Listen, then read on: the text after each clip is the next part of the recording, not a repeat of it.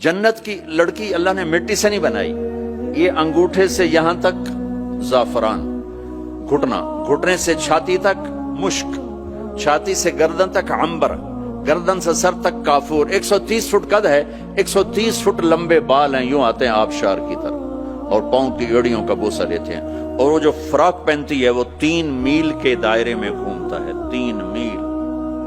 جو شاہی خاندان میں شادیاں ہوتی ہیں وہ لمبا 25-25 فٹ کا ان کا فراق اور وہ غرارہ بنا ہوتا ہے، تو میرے نبی نے فرمایا 3 میل کے دائرے میں اس کا لباس گھومے گا۔ اس کو اٹھائے گی کیسے؟ ہم بھی 100 جوڑے پہنیں گے، بس قربان جاؤں۔ سردیوں میں کپڑے زیادہ پہننے پڑتے ہیں تو بھی ذرا تکلیف ہوتی ہے، پہن رہے ہیں پھر اتار رہے ہیں۔ اگر 100 جوڑے پہننے پڑ گئے جنت میں تو موٹے تو رہ گئے نا اتھے ہی، اور 100 جوڑے اتارنے پڑیں تو پوری جنت میں ایک بیگ نہیں جس میں وہ ڈال دیں، پوری جنت میں واشنگ مشین نہیں ہے جس میں ڈال دیں۔ تو میں قربان جاؤں، تم صرف ارادہ کرو گے کپڑے بدلنے کا۔ ارے میں جب پچھلی دفعہ آیا تھا نا تو ایک نوجوان تھا، پتہ نہیں وہ کہاں ہے کہاں نہیں، مجھے شکل تو تھوڑی بہت یاد ہے، مجھے کہنے لگا ساؤتھ افریقہ از جنت جنت۔ میں نے کہا پاگل تو جنت کو جانتا ہی نہیں ہے، تو نے تو جنت کی انسلٹ کر دی۔ ارے بیوقوف، تجھے جنت کا پتہ ہی کوئی نہیں، تو ساؤتھ افریقہ کو کہہ رہا ہے ساؤتھ افریقہ از جنت جنت 2 دفعہ۔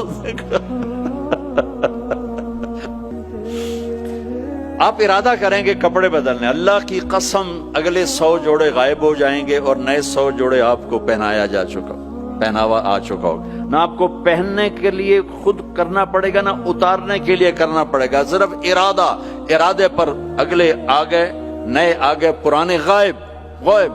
کس کو دینے ہیں؟ کون دھوئے گا؟ ہے سب بادشاہ ہیں جنت، سارے بادشاہ ہیں۔ نیند بھی کوئی نہیں ہے، نیند بڑی اچھی چیز ہے دنیا میں، جنت میں نیند نہیں ہے۔ میرے نبی نے فرمایا اس لیے نہیں ہے کہ نیند اور موت بہنیں ہیں، النوم اخت الموت، جب موت گئی تو اس کی بہن بھی گئی، کچھ بھی نہیں، ہمیشہ جاگتے، کھیلتے، کودتے، کھاتے، پیتے۔ تو وہ کہے گی وہ کہے گا تو کون ہے؟ وہ کہے گی میں آپ کی بیگم۔ اچھا، پھر وہ آگے بڑھے گا تو اس کو گلے لگائے گا۔ یہ جو گلے لگائے گا، میرے نبی نے فرمایا مقدار عمرہ من الدنیا 70 سال اس کے گلے لگا رہے گا، 70 سال۔ یہ میں نے آپ کو سب سے جنت کا چھوٹا درجہ، اپارٹمنٹ آف جنت آپ کو بتایا، تو وہ اوپر والی جنت کیسی ہوگی؟